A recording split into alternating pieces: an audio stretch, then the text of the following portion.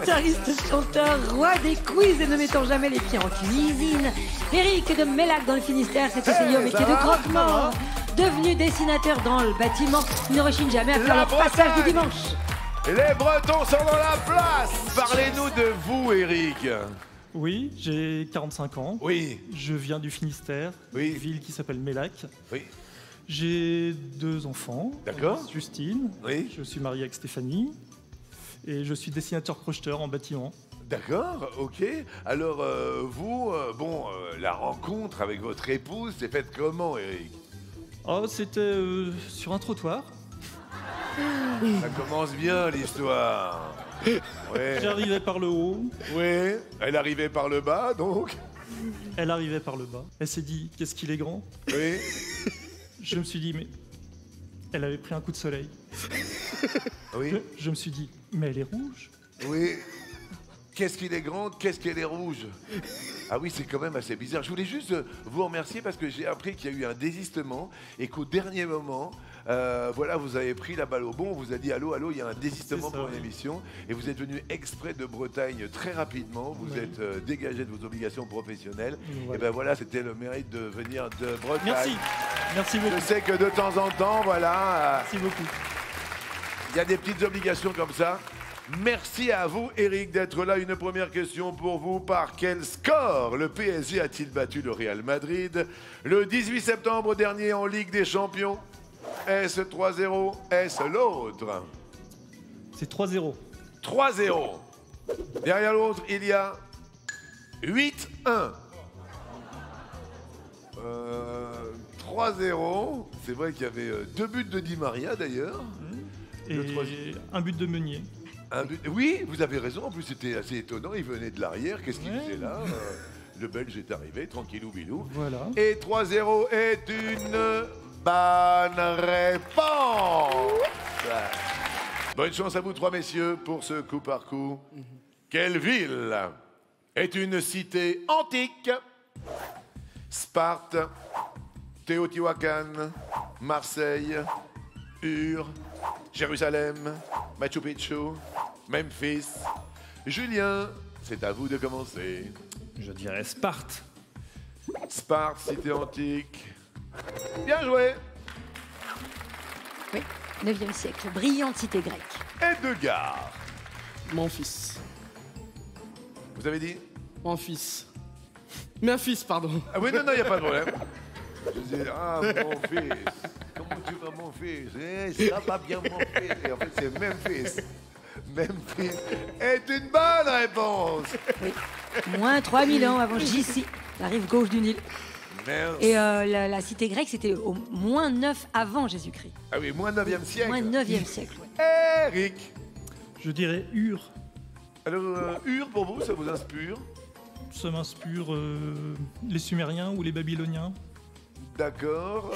Réponse positive. Éric est la cité mésopotamienne, moins 28e siècle avant JC. D'accord, cité mésopotamienne. Julien. Jérusalem. Jérusalem est une cité antique. Bien joué. Oui, Julien, elle fut fondée en moins 2000. En 2000. Edgar. Machu Picchu. Machu Picchu. Ah, ça, c'est question. Julien, qu'est-ce que vous en pensez du Machu Picchu? J'hésitais. Ah, le grand maître de midi hésité, Eric. J'hésite. On hésite, c'est une mauvaise C'est pas une cité antique, elle a été fondée au 15e siècle. Teotihuacan. Oui, moins 300 avant Jésus-Christ, la cité précolombienne proche de Mexico. Et oui, alors il y avait Marseille avant tout ça. Oui, en moins 600 créée par les Phocéens, la cité phocéenne. Ça semblait logique, non, pour Marseille, Eric? Oui, c'était Fossé au début. Oui. Oui, d'où la cité phocéenne. Fondée par les Grecs. Alors, Eric, vous allez vous positionner tranquillement face à Edgar qui fait beaucoup de dégâts. Mais jusque-là, eh bien, sachez que vous aussi, vous pouvez venir vous inscrire. Valence, Belfort, Quimper, samedi 30 novembre, c'est votre tour. Les sélections s'installent chez vous. Venez prendre un grand bol de bonne humeur. Inscrivez-vous au 01 49 34 50 20 ou sur le site MyTF1. Edgar Degas, hein, c'est ça. C'est un peintre qui est... voilà, vous êtes en train de repeindre le plateau. Vous ne J'essaie. peignez pas des danseuses, mais vous repeignez des candidats, hein, que ce soit clair. En tous les cas, bravo. Hein, c'est comme ça que l'on devient peut-être maître de midi. Eric, est-ce que vous êtes prêt? Un petit mot à Edgar? Bonne chance. Merci à toi aussi. À vous. Ah, vous vous tutoyez, d'accord. Ok, non, Ouais. c'est bon, ça va. On se connaît. Eric, on commence avec vos... Top! Un médicament transcutané agit en traversant la Peau. peau. Bonne réponse. Edgar. Top! De quelle couleur le cyan est-il une nuance? Le vert. Le bleu. Quel volcan très actif de l'île de la Réunion a un nom évoquant son extrême chaleur? Passe. Le python de la fournaise. Dans quelle partie du corps le tympan se situe-t-il? L'oreille. Dans l'oreille. Eh oui, c'est ça. Tympan, la pub.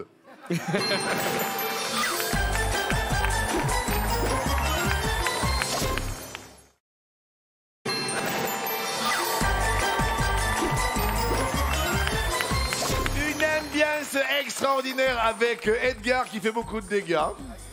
On l'a surnommé Edgar Degas, évidemment. C'est Monsieur Edgar du Nord. Edgar du Nord, je sais bien. Oui, c'est bien, ça peut le faire. Face à lui, le breton de dernière minute, Eric. Vous avez vu, il fait des dégâts quand même. Hein. Ouais, j'ai vu ça. Ouais. Attendez, 2 duels, bim bim. Je me disais que Julien, en plus, avec 1m99 de Julien, on en avait au moins jusqu'à la Saint-Glinglin. Tu parles, l'autre il arrive, pop, pop, pop, pop, pop, tranquillou bilou. Eric, c'était à vous. Est-ce que vous êtes prêts? La Bretagne pour garde. Tout va bien. Eric, top. Quel état des Antilles a pour capitale la ville de Roseau? Les Bahamas. La Dominique. Combien y a-t-il de secondes dans une minute? 60. Ça, j'aurais pas aimé tomber sur celle-là. Edgar. Top. Quel écrivain allemand a écrit Siddhartha? Je passe. Hermann Hesse. Quelle est la couleur du t-shirt de Dora l'exploratrice? Rouge. Rose. Dans quel film de 1946 entend-on Rita Hayworth chanter Put the blame on Maine?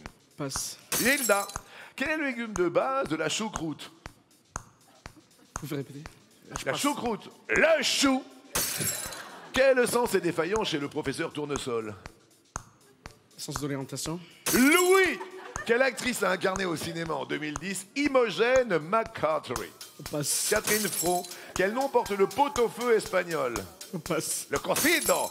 À la mode de quelle ville normande prépare-t-on les tripes? Passe. À la mode de Caen. Il a fait un dégât extraordinaire. Mais c'est la Bretagne qui est fière d'Eric, qui devient maître de midi. Aujourd'hui, le jour du Beaujolais nouveau est arrivé. Jeudi 21 novembre, Eric était dans la place. Première question. Dans une voiture, à quoi sert la bougie d'allumage, excusez-moi? À activer les freins, à éclairer la route, à l'autre. L'autre, Derrière l'autre, c'est pour enflammer le carburant. enflammer le carburant. Nous, on a à démarrer le moteur. C'est une première bonne réponse. En fait, la bougie enflamme le mélange gazeux de la chambre de combustion et ça permet au moteur de se mettre en branle. Une petite case à chaque fois. Combien mesure le côté d'un carré de 36 mètres carrés? 6. 12 mètres. L'autre. 6. Derrière l'autre. 18 mètres, si précis. 36. Bonne réponse. Question suivante. De quelle langue le mot igloo nous vient-il? Du sanskrit? Du peul? L'autre. Je dirais l'autre, de l'Inuit. Derrière l'autre, il y a de l'Inuktitut. Ou Ça doit être ça. l'Inuktitut. Bonne réponse. L'Inuktitut. Oui, c'est un des 4 dialectes de l'Inuit et il signifie maison, tout simplement. Je vous remercie pour cette délicatesse. Merci Je vous en bien. prie. Avant-dernière question. Que tient la Statue de la Liberté dans sa main gauche? Une colombe. Une fleur. L'autre. Je dirais l'autre. C'est un livre, Derrière l'autre, si je me souviens bien. une tablette. C'est pas une tablette numérique, ça? Et... Eh ben si, ça marche, regardez, vous avez raison, ça peut ressembler à un livre, une tablette. Mesdames et messieurs, le Breton est en train de performer. Dernière question pour 10 000 €. 36,80 le Montmidi au 7-13-13, ça peut devenir fort intéressant parce qu'on va peut-être titiller les 100 000 € pour nos téléspectateurs aujourd'hui. À quel vignoble français appartient le Brouilly? Bordeaux, Beaujolais, l'autre. Je dirais le Beaujolais. En plus, c'est aujourd'hui, ça tomberait pas mal. Hein. C'est pour ça. Derrière l'autre, il y a le Bourgogne. C'est la bonne réponse! Extraordinaire! Il est très heureux, il peut l'être, joie et gaieté. Excellent! Vous faites grimper la cagnotte pour nos téléspectateurs à 99 200 €. 36,80 là maintenant, le Montmidi au 7-13-13. Vous allez gagner 150 000 €. Je trouve ça merveilleux. Très fier de la Bretagne qui vous regarde et qui nous gagne. Merci beaucoup. Vous avez vraiment bien fait d'accepter cette invitation au débeauté. Parce qu'il y a quelqu'un voilà, qui, au dernier moment, s'est désisté. Ce sont des choses qui arrivent. Bravo à vous. 5 cases se sont envolées de l'étoile. La Bretagne, ça nous gagne. Voici les 12 coups. Alors, vérifiez bien, regardez bien. Je vous dis que ce n'est pas Ingrid Chauvin, Caroline Vigneault, ce n'est pas Marion Cotillard, Guillaume Canet, Audrey Hepburn, ce n'est pas Sophie Marceau, Joe Cocker, Lady Di, ce n'est pas Guillaume Musso.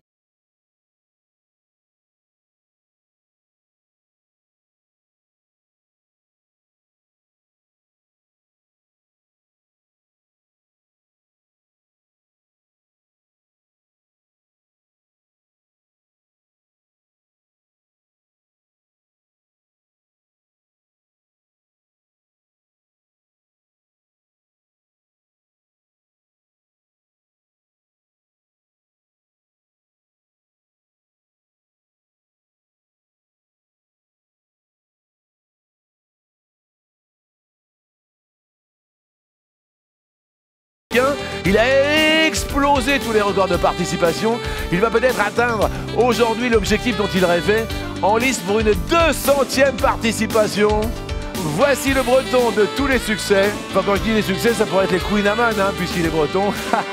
Voici le Breton, synonyme de gain de record de participation et de phare breton. Eric! Et on va lui chucher. Hey!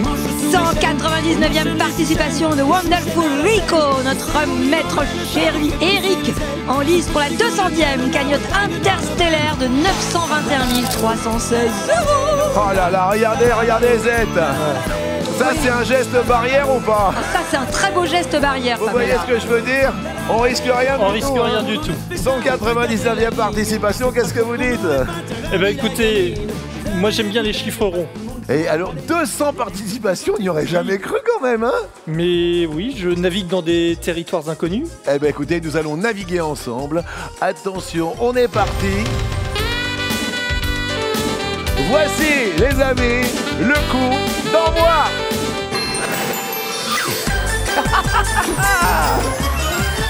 Oh là là, qu'est-ce que je suis content, Z, c'est l'été. Oh là là, le public n'est toujours pas là, mais c'est pas grave. Nous, on s'amuse comme des petits fous et on est très heureux. Voici la première question. Je voulais juste remercier voilà, toute l'équipe ici, technique, les artistes qui sont tous encore masqués. Merci à toutes les équipes techniques. Je suis là pour vous, vous êtes là pour nous, on est là ensemble. C'est important de le dire, Eric, non? Oui. Cher Eric, première question, dans quoi est traditionnellement coulé le bonbon appelé roudoudou? Est-ce que vous avez le roudoudou? Oui, c'est une coquille Saint-Jacques en plastique. Alors, première possibilité, soit c'est un coquillage, effectivement, ou l'autre. Coquillage. Ou alors peut-être que le roudoudou est coulé dans un moule à gaufres. Et c'est une bonne réponse. Rappelez-vous la chanson. Et les frères au doudou qui nous coupaient les lèvres et nous niquaient les dents. Et les Mistral gagnants. Et les Mistral gagnants. Explication Z. Bah, c'est juste un bonbon qui a eu un succès de dingue entre les années 50 et les années 70. Oui, bah, on est et en plein encore dedans. produit Oui. et encore vendu de nos jours. Ah, c'est beau. Question pour Eric. Quel classique de la littérature américaine, adapté de nombreuses fois au cinéma, évoque la disparition d'un peuple d'Indiens? Vu comme ça, je dirais le dernier des Mohicans. Première possibilité, la case de l'oncle Tom. Ou l'autre. Non, c'est l'autre. Derrière l'autre. Et la bonne réponse. Ah ouais, c'est énervant, mais c'est une bonne réponse. Bravo, monsieur Eric. Preuve en est, dites-nous Z. Oui, ça a été écrit par James Fenimore Cooper, publié en 1826. Et voilà, ça raconte l'histoire d'un jeune Indien mohican amoureux de la fille d'un commandant anglais. Puis il y a eu un film aussi en 92 avec Daniel Day-Lewis dans le rôle principal. Oui, c'est là où vous faites la différence, parce que ce soit du sport, de la culture, de l'histoire, etc. Félicitations. Il est insupportable, Colin. C'est impressionnant. Non mais dites-lui. Vous êtes impressionnant, Eric. Non mais c'est vrai que c'est insupportable. Question première, qui est bien associé à une de ses compagnes ou un de ses compagnons? Alain Bachung, Chloé Mons, Georges Sand, Frédéric Chopin, Taylor Swift, Liam Payne, Paul Newman, Johan Woodward, Sylvie Vartan, Johnny Hallyday, Marilyn Monroe, Arthur Miller, Javier Bardem, Penélope Cruz. Eric. Je vais dire Sylvie Vartan, Johnny Hallyday. Comme un garçon, j'ai les cheveux longs. Comme un garçon, je porte un... Oui! J'ai un problème. Oh, j'ai bien peur que je Je t'aime. sens bien que je t'aime. Et lui, il répondait... J'ai un problème, c'est que je t'aime aussi. Bien joué. Sur TF1 en 2016. Eric. Les maternelles. Les maternelles est une mauvaise réponse. Aïe, aïe, aïe, aïe. Ouais, jamais les maternelles. Par contre, L'amour est dans le pré, oui. La saison 2 et la saison 4 en 2007 et en 2009. C'était déjà sur M6 d'ailleurs. Aïe, aïe, aïe, aïe, aïe. Eric passe également à l'orange sur une question télé. Ce sera peut-être la dernière question que je vais vous poser. Quelle proposition désigne un produit laitier? Le kvass, le beurre, le reblochon, la crème fleurette, la crème fraîche, le lassi, le bito. Eric, vous nous dites? Le beurre. C'est un produit laitier? Oui. Que là? Je vais vous dire la crème fraîche. Bien joué. Stéphanie. Je vais dire le reblochon. Ah, ça y est, on attaque là. Ah oui, la pâte molle. Eric. Le kvass. Le kvass est un produit laitier. Oh, c'est une mauvaise réponse. Et vous passez au rouge. La crème fleurette. Non, je ne l'avais pas. Le lassi.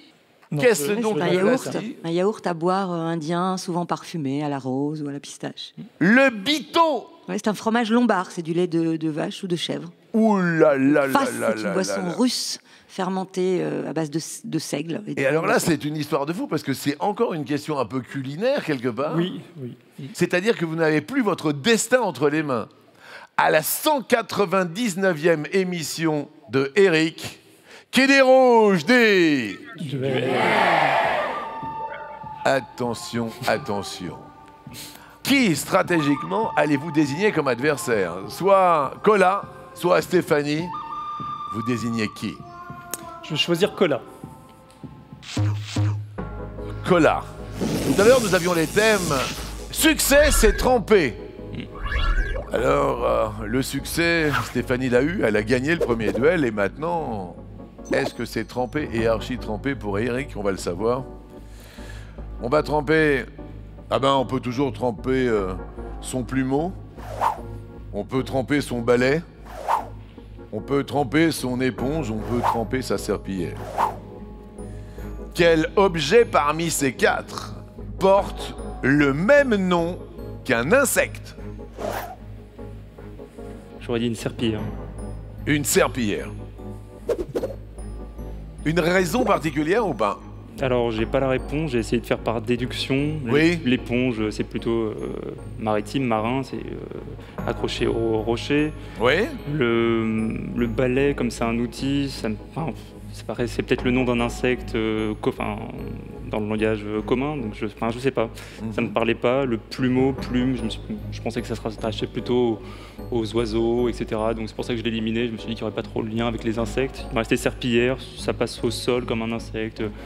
Vous voyez, c'est pas de la connaissance. D'accord, non mais attendez, c'est de la déduction. Souvent, Eric disait, et très souvent, Oui. vous avez raisonné souvent comme Colin par déduction. Voilà. Alors si cette question vous eût été posée, alors là moi je suis assez aussi dans l'interrogation. Vous connaissez mon sens de la contradiction. Oui, bien sûr. Comme l'insecte n'évoque pas quelque chose de forcément maritime, j'aurais dit l'éponge. Ouais. Mesdames, mesdemoiselles et messieurs, après 199e participation, est-ce que Cola va faire tomber le grand Eric, le plus grand maître de midi de tous les temps? Et qui se dit, voilà, quand on a le destin qui nous appartient plus, c'est comme ça que ça se passe aujourd'hui. Si vous venez de nous rejoindre, effectivement, la question était, quel objet porte le même nom qu'un insecte? Est-ce un plumeau? Est-ce un balai? Est-ce une éponge, comme l'aurait dit Eric? C'est ce que vous nous avez dit avant la pub. Oui. Est-ce une serpillière, comme l'a dit Colin? Mesdames, mesdemoiselles et messieurs, la réponse, aujourd'hui, vendredi 19 juin 2020, est... une serpillière! C'est pas possible, Cola! Écoutez, alors là, c'est extraordinaire. Cola fait tomber Eric aujourd'hui à la 199e participation. Ouais. Et c'était bel et bien une serpillière. Oui, c'est un insecte qui a la particularité de couper les racines des plantes. C'est ça. On l'appelle Vous une voyez, serpillière. c'est tout ce qui fait le charme de cette émission. On se dit à un moment que le destin ne nous appartient plus. On s'imaginait que vous aviez la route toute tracée pour la 200e participation. Et là, vous tombez à la 199e. Rien n'est jamais acquis. Ouais. Et je souhaite que Cola aille très loin. Je pense qu'il a le potentiel pour aller très loin. Ouais, merci beaucoup. Écoutez, c'est super agréable. En plus, vous avez été fair play. Enfin, moi, je le dis haut et fort parce que je défends toujours les candidats qui sont là. Je voulais vous le dire dans les yeux. Vous êtes une belle personne. Merci. Et vous avez toujours été le plus juste possible. Vous êtes resté droit et vous êtes droit dans vos boots aujourd'hui. Et j'en suis très, très heureux. Donc, Merci. vous avez une belle famille. Continuez justement à prôner les valeurs de la famille, à défendre l'image de la famille et puis les valeurs surtout que vous avez, les valeurs du travail également. Ça nous fait super plaisir, Eric. Merci beaucoup à vous. J'ai passé d'excellents moments en votre compagnie. Ouais. Et puis voilà, ça restera comme un moment unique dans ma vie et Ça, j'en suis persuadé. qui m'accompagnera pendant longtemps. On va vous accompagner. Vous allez évidemment changer de vie, j'en suis persuadé. Professionnellement, je ne pense pas parce que vous avez toujours été droit. Mais grâce à nous, vous allez peut-être avoir une maison un peu plus grande et puis un peu plus confortable. Et voilà, vous embrassez vraiment toute votre famille. On va se revoir bientôt pour les masters. Oui. Juste en début d'été. Oui. Mais sachez que voilà, c'est l'homme qui vous parle. Vous n'avez pas changé et vous êtes droit, vous êtes humble également. Et c'est ce qui a fait votre succès jusque-là. Bravo pour toutes vos connaissances. Vous êtes un exemple pour beaucoup, beaucoup de Français. Merci à vous. Avec une cagnotte de 1000 €. Et on rappelle que Eric repart avec la coquette somme de 921 316 €. de gains et de cadeaux. Et on vous dira bien sûr à demain parce qu'on va vous offrir le chèque qui va avec. Et c'était un plaisir. On se retrouve très bientôt pour les Masters. Et surtout, Eric, restez comme vous êtes.